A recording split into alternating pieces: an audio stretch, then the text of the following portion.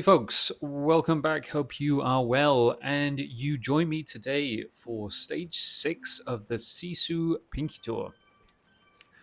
This is my first Category A race, having been promoted at the end of the race, stage 5.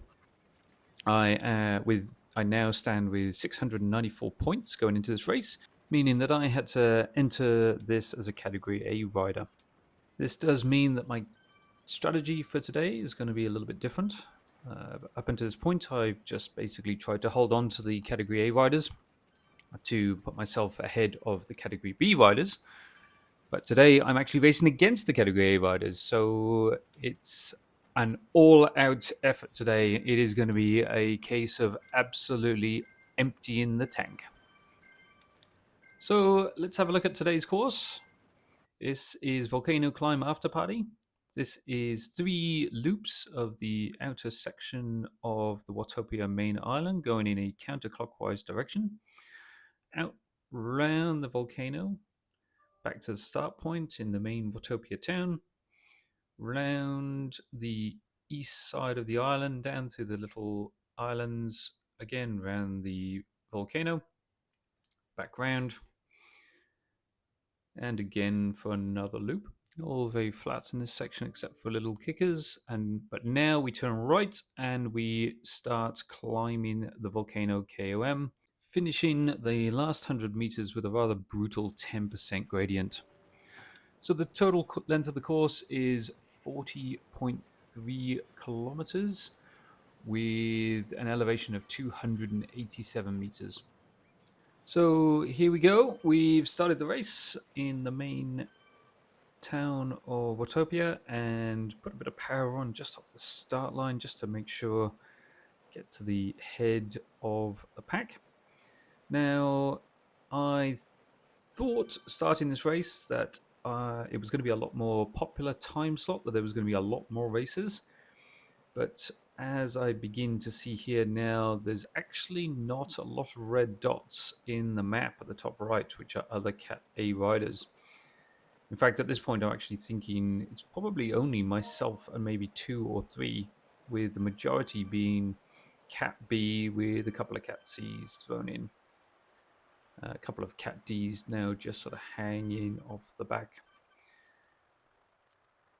Not what I was hoping for. I was really hoping for a really popular time slot with a lot of Cat A riders, which would have meant that the overall pace would have been a bit quicker.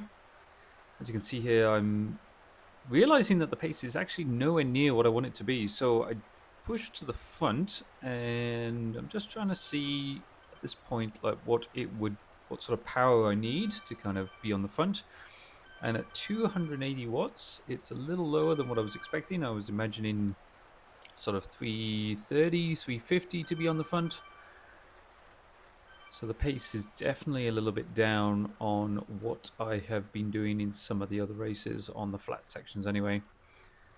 At this point, I'm a bit thinking, do I make a bit of a breakaway, go for a full 330 watt FTP effort, trying to get away from the pack and just do more almost like a time trial?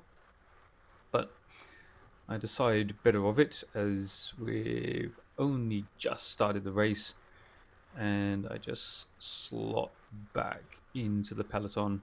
Maybe save the legs and maybe see if I can get into a breakaway with someone else later in the race.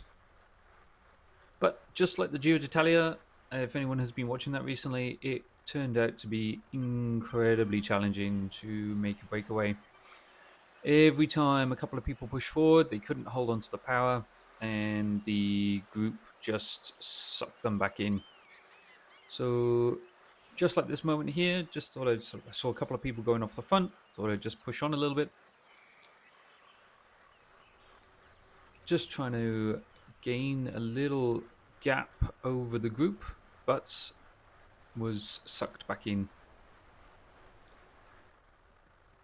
And this was pretty much the story of the entire flat section of this race.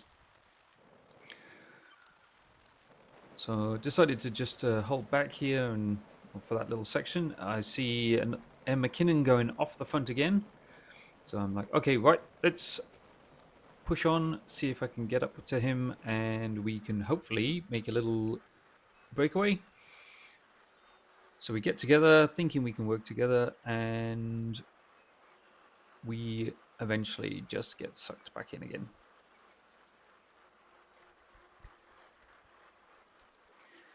I guess a lot of this is my fault. I did come into this race without a clear strategy.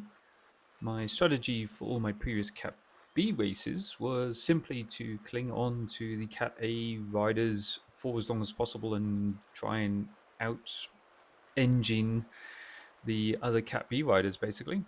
However, coming into this, I didn't really know what to expect, and I guess I just thought, oh, I'll just wing it. I'll just try and cling to the Cat A riders and hope for the best at the end, maybe put in a sprint, but that's really not going to work when you're now at this level, basically. I also didn't really adapt that well to realizing that there was a lot of Cat B riders in this group and that the pace was going to be a lot slower.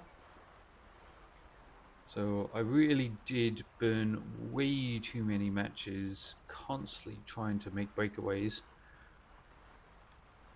pushing on these uphills, trying to just get a couple of the other riders to break away. But it just hurt me, basically.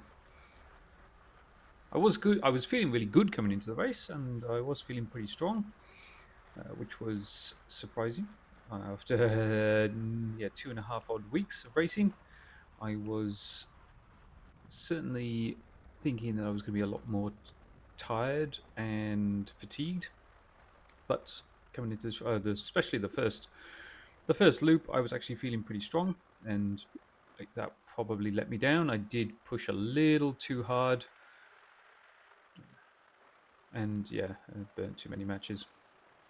So at this point, I'm thinking, all right, well, I'm just going to have to resign myself to sitting with the group, just putting a slightly slower GC time, but just hold on until the climb when I can actually put in a big effort and try and go for a decent position within this race.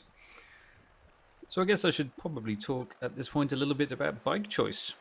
So Zwifter Bikes did recommend the Specialized S-Works Tarmac SL8 as the best frame, matched with the DT Swiss Arc 1100 die cuts in the discs. I don't own that bike. I'm still working up my drops to get to that, but I do own the second option, which is the Canyon Aeroad 2024. And that is supposed to be matched as well with the ARC 1100 die-cut discs. But given that I believed we were probably going to be in a big peloton pack for the majority of the flat section, and the race was really going to be won or lost on the climb at the end, I decided to go with the Princeton Wake 6560s in the end to give that slight weight advantage up the climb. And as we come through the Italian villas and on to the causeway across to the volcano, I'm looking on the map and I can see two riders in front of me out ahead. And I think here's another good opportunity for a breakaway. So I put in a big effort trying to bridge over to them. They had been ahead for a little while at this point, so really thought this would be a opportunity to try and really build a gap on the rest of the pack. But in the end, I ended up burning a lot of matches just trying to bridge this gap.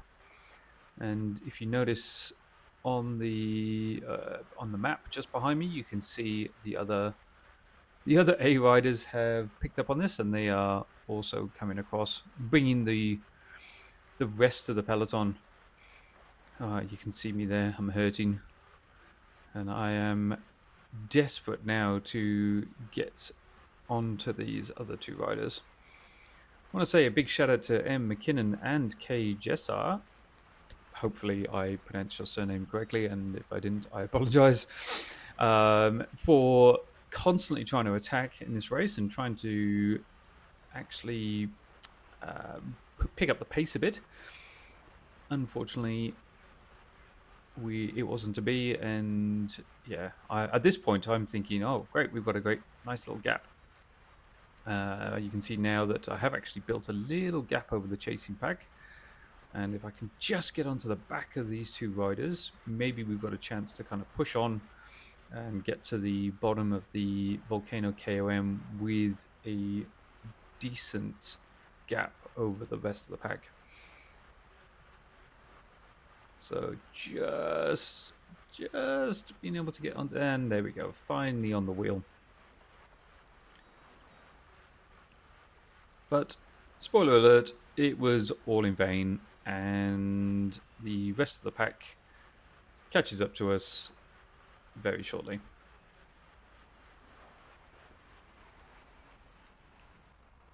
Despite our huge effort, we only really managed to hold on to the gap for about a minute or two before everyone else catches up.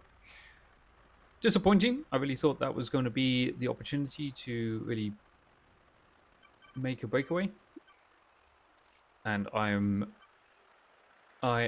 toast at this point. I really was feeling it.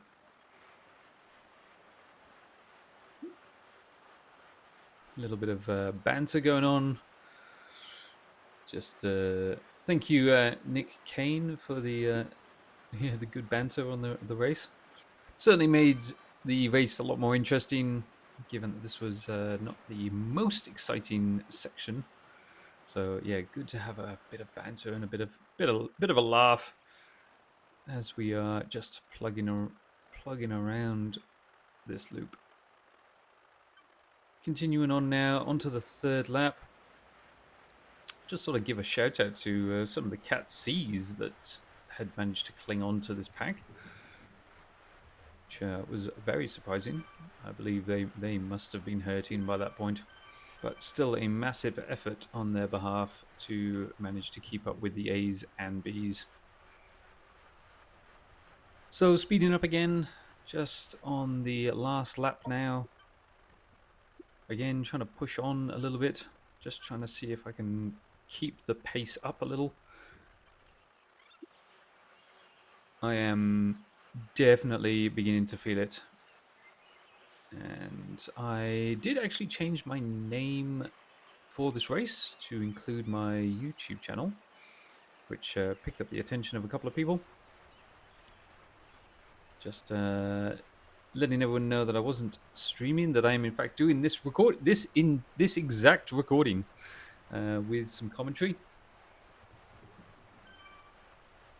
And apparently now I am taking shout out. So big shout out to Nick Kane's mum. Hope you're well. Hope you get to enjoy watching your son race on this channel, and you're proud of the effort that he put in and his results at the end. So if anyone needs any other shout outs, apparently this is a thing now. So yeah, give me a message during the race and I'll certainly give you some shout outs.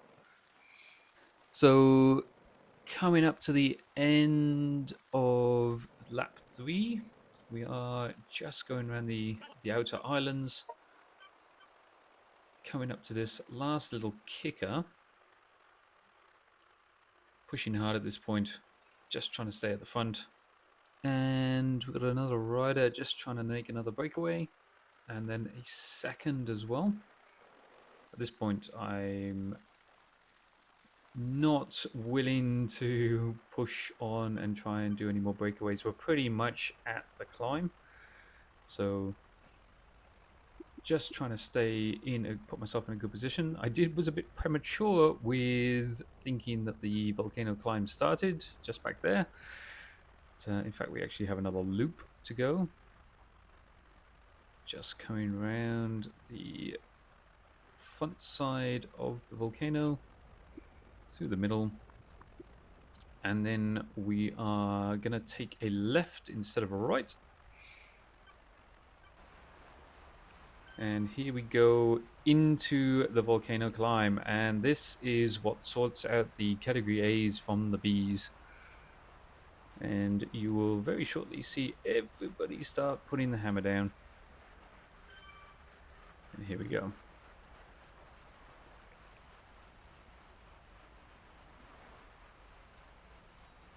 Yeah, up over 450, 500 watts, just trying to stick with the other Cat A riders.